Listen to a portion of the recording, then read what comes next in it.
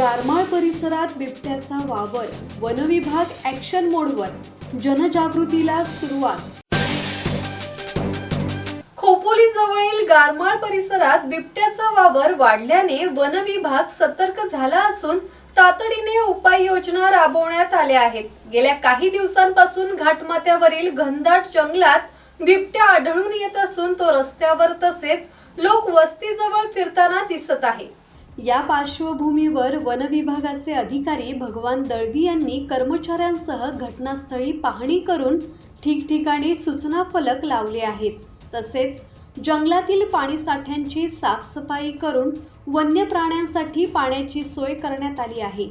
यावेळी ग्रामस्थांना रात्री बाहेर न फिरणे, उघड्यावर अन्न न टाकणे, लहान मुलांना एकटे बाहेर न पाठवणे अशा सूचना देण्यात आल्या आहेत। भीती न बाळगता दक्षता घेण्याचे आवाहन वन विभागाने केले आहे। दत्तात्रय शेडगे, संवाद मराठी लाईव्ह, खोपोली।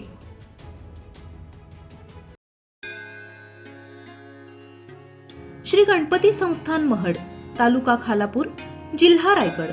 श्री वरदविनायकाच्या भक्तांसाठी भक्त निवासाची सोय, स्वच्छता आणि 24 तास गरम पाणी, सीसीटीव्हीची नजर। आगाऊ नोंदणीसाठी संपर्क करा 02192 26 69 12 72 76 47 38 54।